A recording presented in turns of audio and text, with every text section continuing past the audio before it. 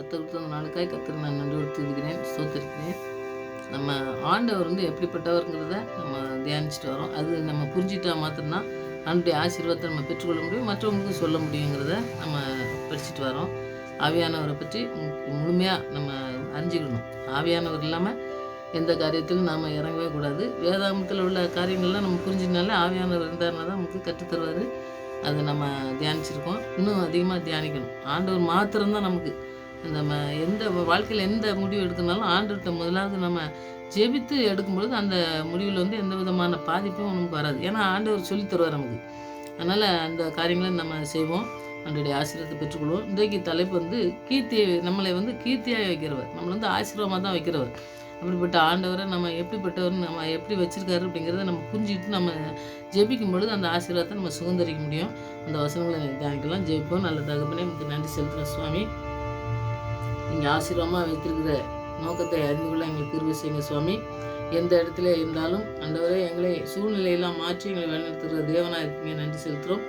நன்மையான காரியங்களை எங்களுக்கு செய்து எங்களை உயர்த்துகிற தேவனாக இருக்கிறீர்கள் என்பதை நாங்கள் உணர்ந்து கொள்ள கிருபை செய்யுங்க. சத்துரு எத்தனை திட்டங்கள் வைத்திருந்தாலும் நீங்கள் அழைத்த நோக்கத்தை அதிகமாக ஆண்டவரை செய்து முடிக்க வல்லமுள்ள தேவனாக இருக்கீங்க.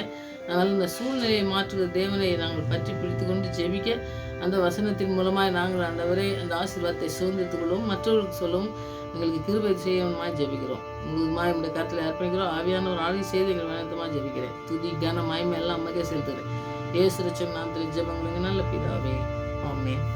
இந்த நாட்களில் நாம் ஆண்டவர் நம்மளை எப்போவுமே பாருங்கள் ஆசீர்வாதமாக தான் வச்சுருக்காரு. ஏன்னா நீங்கள் முதலாவது அதிகாரத்தை படிச்சிங்கனாலே ஆண்டவர் எல்லாத்தையும் படித்தது நல்லதுன்னு சொல்லி தான் படித்தார்.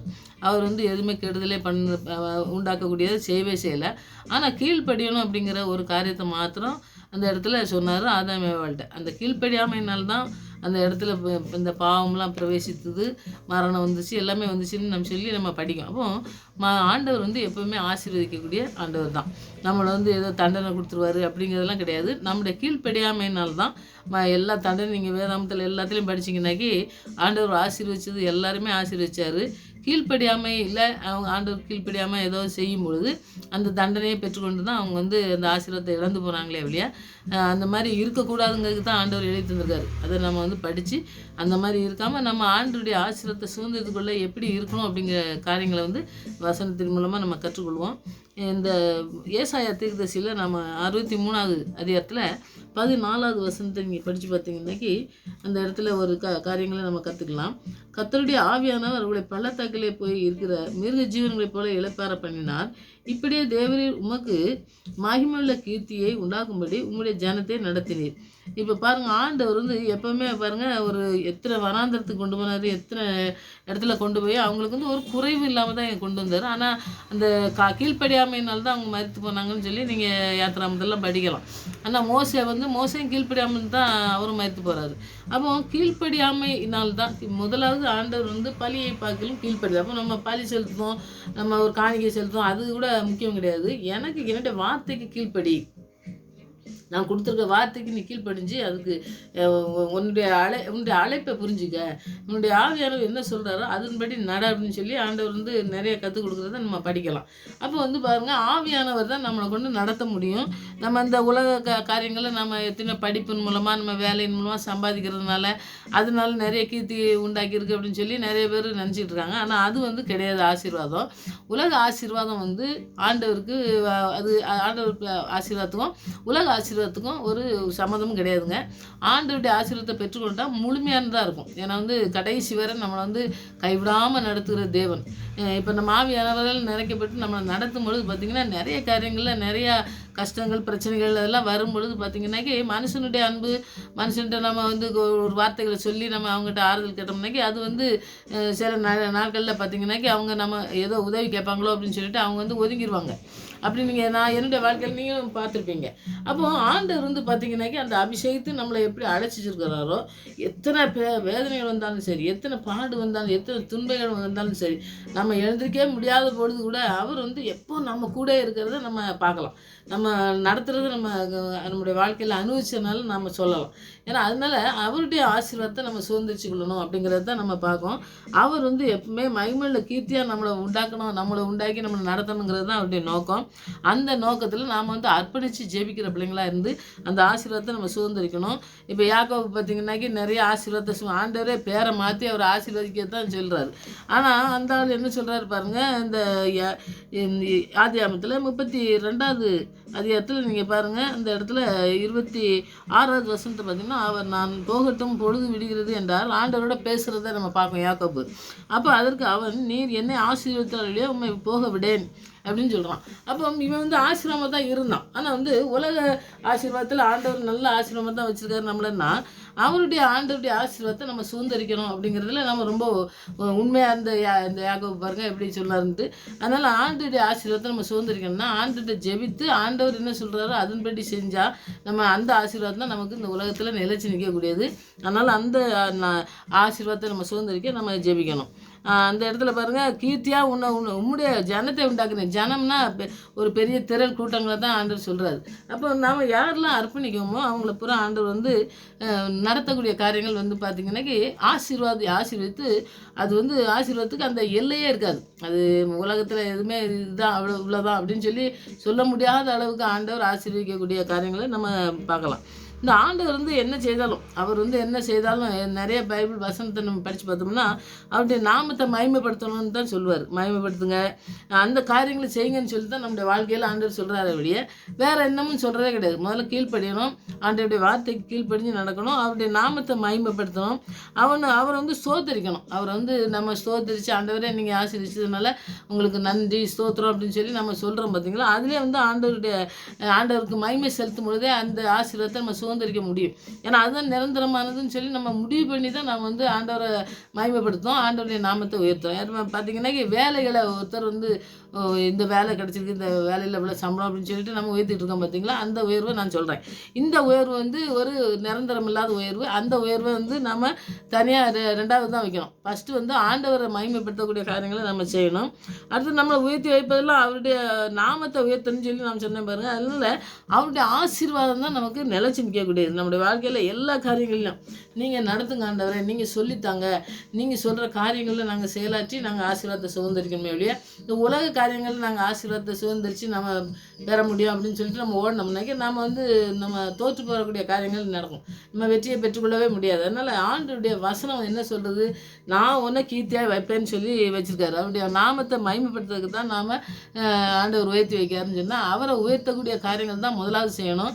அடுத்தது நிறைய மிஷினரிகளை நீங்கள் பார்த்தீங்கன்னாக்கி அவங்க பிள்ளைகள்லாம் வளரும்போது பார்த்தீங்கன்னாக்கி அவங்க முதலாவது ஆண்டோடைய வசனத்துக்கு அவருடைய வார்த்தைக்கு அதுக்கு தான் கீழ்ப்படிஞ்சு இருப்பாங்க. கீழ்ப்படிஞ்சு இருந்து அவங்க சொல்லி கொடுத்து அதில் இருக்கும்போது பார்த்தீங்கன்னா உலக காரியங்கள் உலக ஆசீர்வாதத்தெல்லாம் அவங்க ஆண்டவர் கொடுப்பாரு, அதை பெற்றுக்கொள்வாங்க. அதனால் உலக காரியங்களுக்கு முதலாவது போகாமல் முதலாவது ஆண்டவருடைய நாமத்தை மகிமைப்படுத்துகிற காரியங்களை செஞ்சுட்டு ஆண்டவர் சொல்கிற காரியங்களை அடுத்தது நம்ம உலக காரியங்களில் வேலை செய்யணும்னா ஆண்டவர் தர வேலைகளை நம்ம செய்யலாம். அதனால் தவறு கிடையாது. முதலாவது எந்த உலகத்துக்கு நம்ம முதலிடம் கொடுக்கவே கூடாது. அதுதான் இந்த ஆண்டவர் சொல்கிறது. ஆண்டவர் என்ன காரியங்கள் நம்ம உயர்த்தி வைக்கணும்னு நினைக்காரோ அதுக்கு நம்ம அர்ப்பணித்து ஜெபிங்க. ஆண்டவர் வந்து பெரிய காரியங்களை நம்முடைய வாழ்க்கையில் செய்வார். இந்த வசனங்களின் மூலமாக நம்ம படிக்கும்பொழுது நிறைய காரியங்களை தீர்க்கதரிசிகள் நிறைய எழுதுவாங்க. நமக்கு அதன் மூலம் படிக்கும்பொழுது நமக்கு வசனங்கள்லாம் நிறையா ஆண்டவர் ஆசீர்வாதமாக தரதை நம்ம பார்க்கலாம். இப்போ எரேமியா தீர்க்கதரிசியில் 33வது அதிகாரத்தில் 9வது வசனத்தை நீங்கள் படிச்சிங்கன்னாக்கி, நான் அவர்களை செய்யும் நன்மையை எல்லாம் கேட்க போகிற பூமியின் எல்லா ஜாதிகளுக்கும் முன்பாக அது எனக்கு மகிமுள்ள கீர்த்தியும் புகழ்ச்சியுமாய் மகிமையுமாய் இருக்கும்.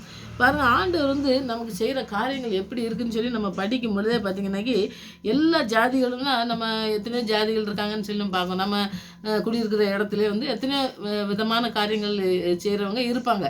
அவங்க மத்தியில் நான் எப்படி மகிழ்ச்சியாகவும் கீர்த்தியாகவும் புகழ்ச்சியாகவும் மகிமையாகவும் இருக்கும்னு சொல்லி அப்போது ஆண்டவருடைய மகிமையை நம்ம வந்து பார்க்கணும். ஆண்டவருடைய மகிமை எப்படி செய்கிறாரு, எப்படி நம்மளை எப்படி உயர்த்தி வச்சிருக்கிறாரு அப்படிங்கிறது நம்ம நம்ம காண்கிறது மாத்திரம் இல்லை, மற்றவங்க காணும்படியாக ஆண்டவர் செய்யக்கூடிய காரியங்களை செய்கிறாரு. அப்போ அதுதான் நமக்கு வேணுமே வெளியே நம்ம ஏதோ நம்ம சொந்த பலத்தினால நம்ம ஓடி ஜெயித்து ஏதோ பெற்றுக்கொள்வோம் அப்படிங்கிறதுலாம் வந்து ஒரு சாதாரணமான காரியம் தான். அது வந்து நிலச்சி நிற்கக்கூடிய காரியங்களும் இல்லை. அடுத்து வந்து பாருங்கள், நாம் அதனால ஆசீர்வாதத்தை நிறைய சுதந்திரிச்சிட்டு நம்ம உலகத்தில் மற்றவங்களுக்கு சாட்சியாக நம்ம வாழவே முடியாது. ஆண்டவருடைய ஆசீர்வாதத்தை பெற்றுக்கொண்டவங்க பாருங்கள், நிறைய பேர் நம்ம மற்றவங்களுக்கு சாட்சிகளாக இருப்பாங்க. இவங்க வந்து பாருங்கள் இப்படி இருந்தாங்க, ஆண்டவர்கள் இருந்தாங்க, ஆண்டவர் உங்களை ஆசீர்வச்சிருக்காருன்னு சொல்லி சொன்னோம்னாக்கே அது ஆண்டவருடைய நாமம் மகிமைப்படும்.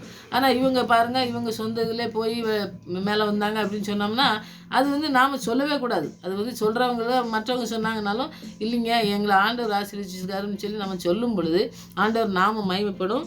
ஆண்டவர் அதை தான் விரும்புகிறார். இந்த பூமியில் வந்து நமக்கு செய்கிற நன்மையெல்லாம் வச்சுருக்கிற நோக்கம், என்ன நோக்கம் வச்சுருக்காரோ அந்த நோக்கத்துக்கு நாம் வந்து நம்ம ஆண்டவருக்கு அர்ப்பணித்து நம்ம ஜெபிக்கும் பொழுது, அவருடைய நாமத்தை மகிமைப்படுத்த நம்ம வாழ்க்கையெல்லாம் அர்ப்பணிக்கும் பொழுது மாத்திரமே அவர் மாத்திரம்தான் அந்த ஆசீர்வாதத்தை நமக்கு தர முடியும். அப்படிங்கிறத நம்ம முழுவதுமாக நம்பி நம்ம ஆண்டவர்கிட்ட அர்ப்பணித்து ஜெபிப்போம். ஆண்டவர் பெரிய காரியங்களை செய்வார்.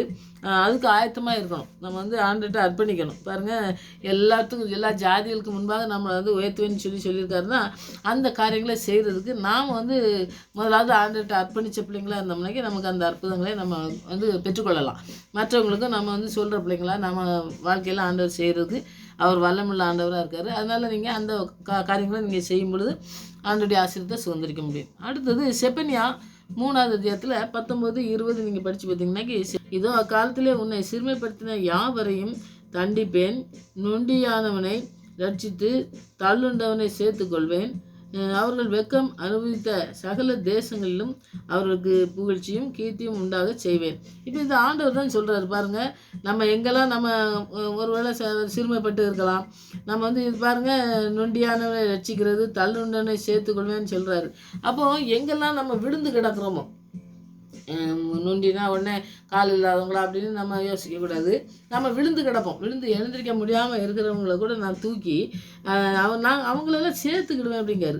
அப்போ இப்படி சேர்க்கக்கூடிய ஒரு நல்ல தகப்பன் நமக்கு இருக்கார் அப்படிங்கிறத நம்ம வந்து ரொம்ப ஆண்டவருக்கு நன்றி சொல்லணும். ஏன்னா வந்து பாருங்கள், ஒரு விழுந்து போனோம்னாக்கே நம்மளை வந்து சேர்த்துக்கிடவே மாட்டாங்க. நம்ம ஒரு காரியத்தில் ஏதோ நம்ம காரியத்தில் விழுந்து போனோம்னு வைங்க, அப்போ வந்து ஏதோ நம்ம கஷ்டப்படுறாங்க, நம்ம ஏதோ கேட்டுருவாங்க அப்படின்னு சொல்லிட்டு ஒதுங்கி போகிற ஜனங்கள் நிறைய இருக்கும் பொழுது, நாம் இப்படி இருக்கும்போது எப்படி நம்ம நொண்டியானவனை ரட்சித்து தள்ளுண்டவனை சேர்த்துக்கொள்வேன்னு சொல்கிறாருன்னா, எங்கெல்லாம் நம்ம சிறுமைப்பட்டு எங்கெல்லாம் நம்ம ஒன்றும் இல்லாமல் இருக்கோமோ அந்த நிலைமையில் நான் ஒன்று சேர்த்துக்கொள்வேங்க கூடிய ஒரு நல்ல தகப்பன் இருக்கார். அப்போது இப்படிப்பட்ட தகப்பனுக்கு நீங்கள் முதலிடம் கொடுக்கணும் அப்படிங்கிறது என்ன தப்பு? நம்ம வந்து மனுஷனுக்கு முதலிடம் கொடுக்கவே கூடாது. இந்த மாதிரி ஆண்டவருக்கு நம்ம முதலிடம் கொடுக்கணும் அப்படிங்கிறதுல இந்த வசனங்கள்லாம் பாருங்கள் எப்படி சொல்லுது பாருங்கள். நம்ம எப்படி கிடக்கும்போது நம்மளுக்கு வந்து உதவி செய்கிற தகப்பன் தான் நமக்கு தேவை. நம்ம வந்து முடியாத போது பார்த்திங்கன்னாக்கி யார்ட்டையும் போய் உதவி கேட்கவே கூடாது. உதவி கேட்டு நம்ம பெற்றுக்கொள்ள முடியாது. நிறைய காரியங்கள் நம்ம அதுலேருந்து தோல்வி அடைந்ததை நம்ம பார்க்கலாம். ஏன்னா நம்ம ஆண்டவர்கிட்ட ஜெபித்துட்டு நம்ம ஆண்டவரே நீங்கள் ஏதாவது உதவி செய்யுங்கன்னு சொல்லும்போது யாரை கொண்டும் உதவி செய்வார். அப்போ வந்து நாம் வந்து இந்த பாருங்கள், ஆபிரகாம்லாம் சொல்லுவார், நான் கரம் நீட்ட மாட்டேன், நான் கொடுக்குறவனா தான் இருப்பேன் பார். அப்போ யாருமே நம்ம வந்து ஏந்த வேண்டிய அவசியமே இல்லை. நீதிமான் பிள்ளைங்கள்லாம் யாருமே இறந்து தெரிய மாட்டாங்கன்னு சொல்கிற மாதிரி ஆண்டவருக்கு அர்ப்பணித்த பிள்ளைங்க யாருமே வந்து யார்ட்டையும் கையேந்த வேண்டிய அவசியமே கிடையாது. எத்தனை பெரிய கஷ்டங்கள் சூழ்நிலைகள் எப்படி இருந்தாலும் சரி, ஆண்டவர் யாரை கொண்டுனாலும் நடத்தக்கூடிய காரியங்களை நீங்கள் நிறையா மிஷினரிகளுக்கு காரியங்களில் பார்க்கலாம். விசுவாசத்தோடு ஜெயிப்பாங்க பார்த்தீங்களா, அவங்க காரியங்களில் பார்க்கலாம். இப்போ நல்லா நிறைய நேரத்தில் பார்த்தீங்கன்னாக்கி எல்லாத்துலையும் அவ்வளோதான் முடிஞ்சது, ஒன்றுமே செய்ய முடியாது அப்படிங்கிற சூழ்நிலையில் ஆண்டவர் நிறைய காரியங்களில் எனக்கு அற்புதத்தை செஞ்சதை நான் பார்த்தனால சொல்லேன். ஏன்னா நம்ம அனுபவிச்சதுனால தான் நம்ம சொல்ல முடியும். ஏன்னா ஆண்டவர் வந்து செஞ்ச காரியங்களை நம்ம புரிஞ்சுக்கிட்டு அவர் நாம் செஞ்ச அற்புதத்தை நம்ம ருசிச்சோம்னா மாத்திரம்தான் கர்த்தர் நல்லவர் என்பதை ருசித்து பாருங்கள் அப்படின்னு சொல்லி வேத வசனம் சொல்லுறது மாதிரி நம்ம ருசிச்சாதான் நம்முடைய வாழ்க்கையில் ஆண்டவர் செஞ்சாதான் மற்றவங்களுக்கு சொல்ல முடியும். அதை நம்ம அனுபவிக்கணும், மற்றவங்களுக்கும் சொல்கிற காரியங்களை செய்யணும். அதனால் நாம் விழுந்து கிடக்கும் பொழுது நமக்கு வந்து வெக்கத்துக்கு பதிலாக ஆண்டவர் வந்து நம்மளை வந்து நடத்தக்கூடிய காரியங்களை ஆண்டவர் மாத்திரம்தான் செய்ய முடியும். வெக்கப்பட்டு கிடக்கும்போது எந்த இடத்துலையும் நாம் வந்து மனுஷனுடைய தயவை வந்து நம்ம எதிர்பார்த்து போகவே கூடாது. ஆண்டவருடைய பாதத்தில் அமர்ந்திருந்து நம்ம ஜெயிப்போம். ஆண்டவர் பெரிய காரியங்களை செய்வார். இங்கே யோவேல் 2:26 என் ஜனம் ஒருபொழுதும் வெக்கப்பட்டு போவதில்லை அப்படின்னு இருக்காரு. அப்போ என் ஜனம் வெக்கப்பட்டு போவதில்லைன்னா அவருடைய ஜனம், அவருடைய பிள்ளையாக இருக்கிறவங்க யாருமே வெக்கப்பட்டு போகிறதே கிடையாது. எப்படிப்பட்ட வெக்கம் இருந்தாலும் சரி, எப்படிப்பட்ட கேவலமான ஒரு காரியங்கள் நம்ம வாழ்க்கையில் வந்தாலும் சரி, மற்றவங்களால் தூசிக்கப்படக்கூடிய ஒரு சூழ்நிலைகளை கூட நம்ம பிசாசம் தள்ளுறதுக்கு நம்ம வாய்ப்பு உண்டு. அந்த நேரத்தில் ஆண்டவர் நம்மளோட கூட இருந்தார்னா நம்மளை வந்து கீர்த்தியாகவும் புகழ்ச்சியாகவும் அவர் வைப்பேன்னு கர்த்தர் தான் சொல்கிறார். ஆண்டவர் சொல்கிறத நாம் வந்து எந்த காரியத்திலும் அதில் மாற்றே கிடையாது. அதனால் நாம் அதை நம்பி நம்ம விசுவாசத்தோடு ஜெபிக்கிற பிள்ளைங்களாக இருக்கணும். அவங்க வெக்கத்துக்கு அனுபவித்த அந்த அந்த எண்ணத்துக்கு வெக்கத்தை அனுபவிச்சாங்க அப்படிங்கிற காரியங்கள்லாம் நம்ம பார்க்கும்போது நம்ம வாழ்க்கையில் வந்துப்பட்ட நாட்களுக்கு உண்டு பண்ணி நம்ம எந்த நாட்கள்லாம் வெக்கப்பட்டு எவ்வளோ நாட்களில் நம்ம கஷ்டப்படுதோமோ அந்த நாட்களுக்கு அந்த அதுக்கு ஈடாக நமக்கு வந்து மற்ற புகழ்ச்சி கீர்த்தி எல்லாவற்றையும் தருவேன்னு சொல்கிறாரு. அப்போ நம்ம வெக்கப்பட்டு இருக்கும்போது நாம் வந்து ஆண்டவரை மாத்திரம் அவருடைய பாதத்தில் மாத்திரம் அமர்ந்து, ஆண்டவரை நீங்கள் நான் எத்தனையோ காரியங்களில் நான் வந்து வெக்கப்பட்டு இருக்கேன், எத்தனையோ காரியங்களில் விழுந்து போய் கிடக்கிறேன், அந்த இடத்துலலாம் நீங்கள் உங்களுடைய நாமத்தை மகிமைப்படுத்தும் பிள்ளையா என்னை வந்து ஆசீர்வதிங்க ஆண்டவரே. உங்களுக்கு நீங்கள் கொடுக்குற ஆசீர்வாதத்தை பெற்றுக்கொண்டு மற்றவங்களுக்கு ஆசீர்வாதத்தை கொடுக்குற பிள்ளைங்களாம் நாங்கள் இருக்கணும். நாங்கள் வந்து யார்கிட்டையும் போய் ஐயோ எனக்கு ஏதாவது கொடுங்க அப்படின்னு சொல்லி நாங்கள் கேட்கவே கூடாது. ஆண்டவர் நோக்கி நம்ம கேட்குற பிள்ளைங்களாக இருக்கணும். எப்பவுமே வானத்தை நோக்கி ஆண்டவர் நோக்கி கேட்டால் எத்தனையோ பேர் இருக்காங்க, அத்தனை பேரும் பெற்றுக்கொண்டாங்க. அதுபோல் நாம் எப்பொழுதும் என்ன ஆசீர்வாதம் வேணும்னாலும் சரி, என்ன பிரச்சனைகள் இருந்தாலும் சரி, ஆண்டவர் நோக்கி ஜெபிக்கிற பிள்ளைங்களாக இருந்து அப்படியே வார்த்தையின் மூலமாக நம்ம ஜெபிக்கிறதுக்கு நம்ம கற்றுக்கொள்ளும் போது நம்ம ஆண்டவருடைய ஆசீர்வாதத்தை சுதந்திரிக்க முடியும். அதனால் அவர் வந்து எப்பவுமே ஆசீர்வதிக்கக்கூடியவர் தான். அதனால் அவருடைய கரத்தில் நம்ம இருக்கணும். நம்முடைய வாழ்க்கையில் அப்போ எப்பவுமே பாருங்கள், நம்ம ஆண்டவருடைய கரத்தில் நம்ம இருக்கோமா, இல்லாட்டா நம்ம உலகம் சொல்கிற காரியங்கள் நம்ம இருக்கோமா அப்படின்னு சொல்லி நம்ம பார்க்கும்பொழுது 1 பேதுரு 5வது அதிகாரத்தில் 6லேருந்து நீங்கள் 9 வரைக்கும் நீங்கள் படித்து பார்த்தீங்கன்னாக்கி, ஆகையால் ஏற்ற காலத்திலே தேவன் உங்களை உயர்த்தும்படிக்கு அவருடைய பலத்த கைக்குள் அடங்கி இருங்கள். அவர் உங்களை விசாரிக்கிறவரானபடியால் உங்கள் கவலைகள் எல்லாம் அவர் மேல் வைத்து விடுங்கள். தெளிந்த புத்தியுள்ளவர்களாயிருங்கள், விழித்திருங்கள். ஏனெனில் உங்கள் எதிராளியான பிசாசானவன் கெர்ச்சிக்கிற சிங்கம் போல் எவனை விழுங்கலாமோ என்று வகை தேடி சுற்றி திரிகிறான். விசுவாசத்தில் உறுதியாயிருந்து அவனுக்கு ஏற்று நில்லுங்கள். உலகத்தில் உள்ள உங்கள் சகோதரத்தில் அப்படிப்பட்ட பாடுகள் நிறைவேறும்படி வருகிறதென்று அறிந்திருக்கிறீர்களே. அம்மா, எல்லா பாடுகள் எல்லா துக்கங்களையும் பிசாசானவன் கொண்டு வந்து போகும்போது ஆண்டவர் நம்மளை விசாரிக்கிறவர். அவருடைய கரத்தில் நாம் இருந்தோம்னாக்கி இதையெல்லாம் பெற்றுக்கொள்வோம்னு சொல்லி இந்த 9ஆம் வசனம் வரைக்கும் நீங்கள் படித்து பார்த்தீங்கன்னாக்கி பாருங்கள், உங்களை விசாரிக்கிறவர், அவர் ஏற்ற காலத்தில் உயர்த்துவார், அவருடைய பலத்த கைக்குள்ளே அடங்கி இருக்கணும். அவருடைய கரத்தில் நாம் இருந்தோம்னாக்கி எப்பொழுதும் நம்ம விழுந்து போகாமல் நம்மளை வந்து தப்பிக்கக்கூடிய ஒரு நல்ல கரம் நம்மளோட கூட இருக்கிறது என்பதை அதை நம்ம படிச்சுக்கலாம்.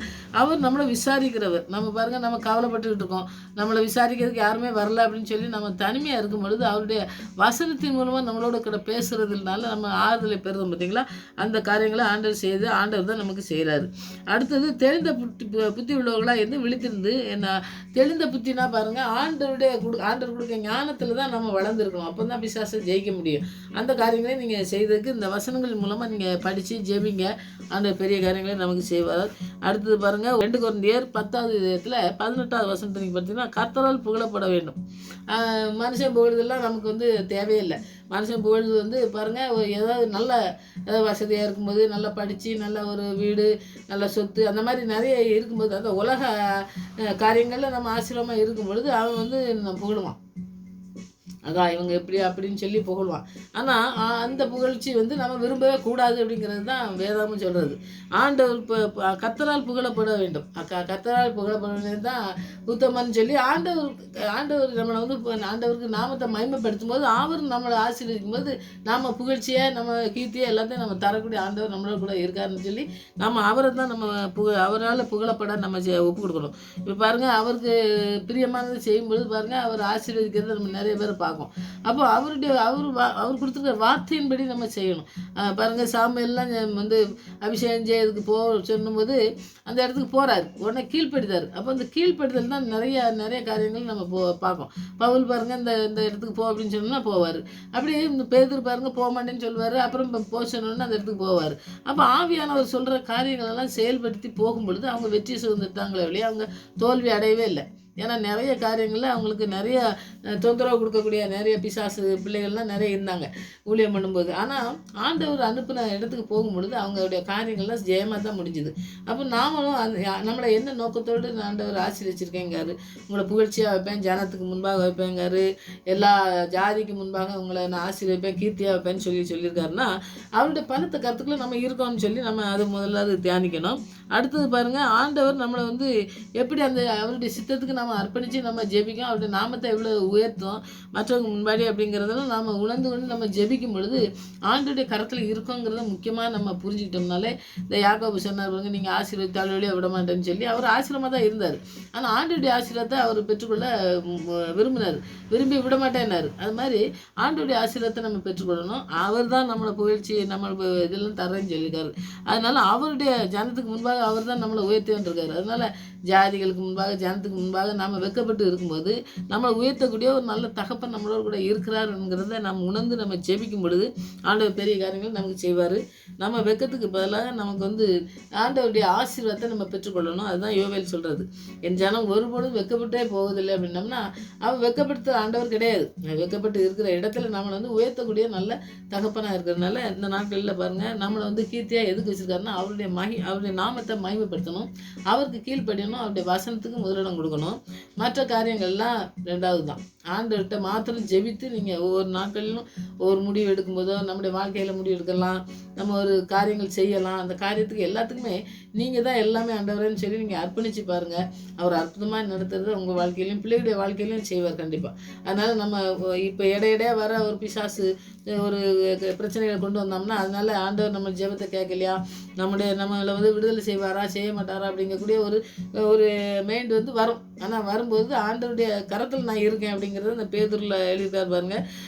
அந்த வசனத்தை நீங்கள் பிடிச்சி ஜெபிங்க. நான் உங்களுடைய பலத்த கருத்தில் இருக்கேன் ஆண்டவர், அதனால இந்த பிசாசம் எங்களை ஒன்றும் செய்ய முடியாது. நீங்கள் அழைச்ச அழைப்புக்கு நாங்கள் சென்று மற்றவங்களை எப்படி பயன்படுத்தணும்னு நீங்கள் எப்படி வச்சுருக்கீங்களோ அழைச்சி வச்சுருக்கீங்களோ, எங்களுடைய தாயின் கருவிலை உருவாதுக்கு முன்பே எங்களை தேர்ந்து கொண்ட தேவனாக இருக்க முடியனால நீங்கள் நடத்துங்க ஆண்டவரே அப்படின்னு சொல்லி நம்ம முழுவதுமாக அர்ப்பணித்து 100% முழுவதுமாக அர்ப்பணிச்சிடணும் ஆண்டவர்கிட்ட. அப்படி அர்ப்பணித்து இந்த வசனங்களின் மூலமாக நீங்கள் ஜெபிங்க. ஆண்டவர் உங்களையும் ஆசீர்வார், நம்முடைய பிள்ளைங்களையும் ஆசீர்வார். நம்முடைய வாழ்க்கையில் என்ன காரியங்கள் செய்யணுங்கிறதையும் நமக்கு கற்றுத்தந்து நம்மளை நடத்தக்கூடிய ஆவியானவர் நம்மளை முழுவதுமாக கரம் பிடிச்சி நடத்தக்கூடியதை நம்முடைய வாழ்க்கையில் பார்த்து மற்றவங்களும் வந்து சொல்லக்கூடிய காரியங்களை செய்ய ஆண்டவர் உதவி செய்வார். அதனால் நீங்கள் இந்த வசனங்கள்லாம் தியானிங்க. ஆண்டவர் பெரிய காரியங்கள் செய்வார். வருகிற நாட்களையும் ஆண்டவரை பற்றி ஆண்டவர் என்னெல்லாம் நமக்கு செய்கிறாரு, நாம் என்ன செய்யணுங்கிறத நம்ம படிச்சுக்கிட்டே வரும்பொழுது நிறைய காரியங்கள் ஆண்டவருடைய ஆசீர்வாதத்தை நம்ம சுதந்திரிச்சுக்குள்ள அது உதவி செய்யும்னு சொல்லி நான் விசுவாசிங்க. நீங்களும் விசுவாசத்தோடு ஜெபிங்க. ஆண்டவர் பெரிய காரியங்கள் செய்வார். ஆமென்.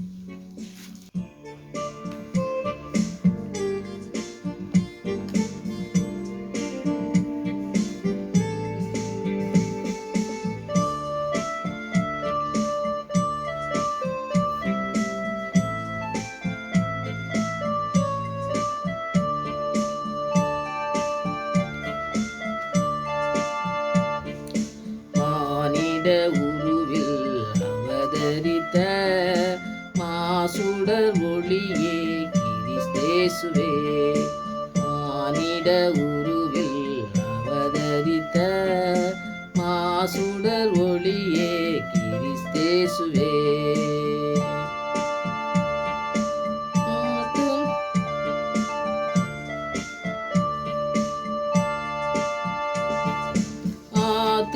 மீட்பையும் ஏற்படுத்த அவனியிலே உனக்காய் உதித்தாரே, அண்டே வருவாய் வேண்டி அடைவாய், அண்ணலே ஆத்துமவினை நீக்குவாய். அண்டே வருவாய் வேண்டி அடைவாய், அண்ணலே ஆத்துமவினை நீக்குவாய். மானிட மாசுடர் ஒளியே கிறிஸ்தேசுவே.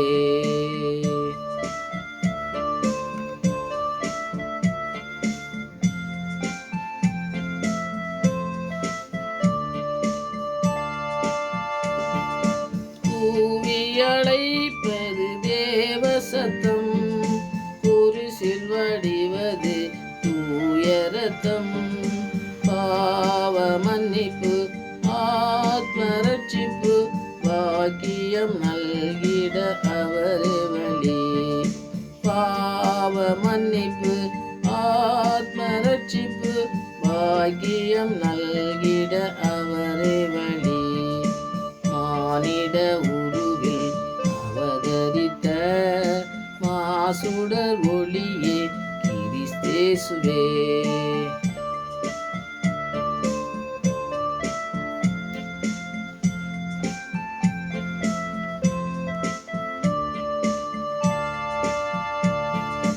இயேசுவின் நாமத்தில் வல்லமையே, இதை நாடுவோருக்கு விடுதலையே.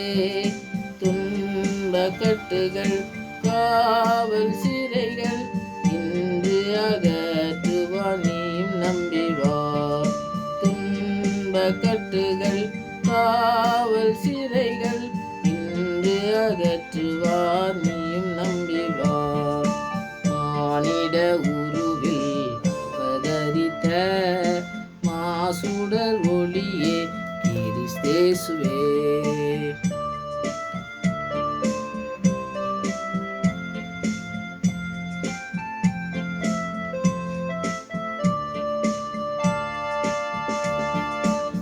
அற்புதங்கள் கர்த்தர் செய்திடுவார், அதிசயங்கள் அவர் காட்டிடுவார்.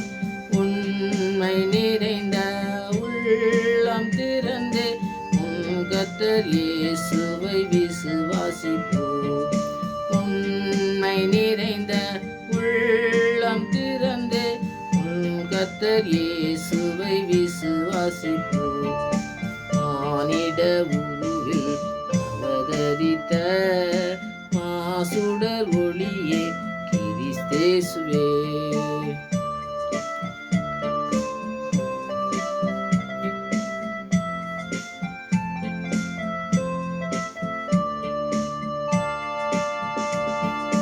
கர்த்தர் உன்னை இனி கைவிடாரே, கடைசி வரை தளராதே நம்பு. என்றும் நல்லவர் கர்த்தர் வல்லவர், இயேசுவிடம் வந்தால் புறம்பே தள்ளார். என்றும் நல்லவர் கர்த்தர் வல்லவர், இயேசுவிடம் வந்தால் புறம்பே தள்ளார். மானிட உருவில் அவதரித்த மாசுடர் ஒளியே கிறிஸ்தேசுவே.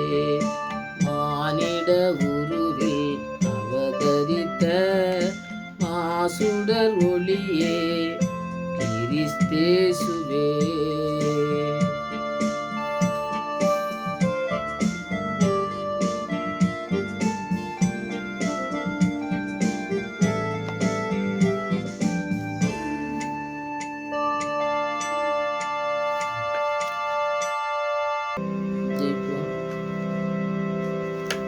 இஸ்ரவேலின் ஜனமே என்றும் இடறிட வேண்டாம்.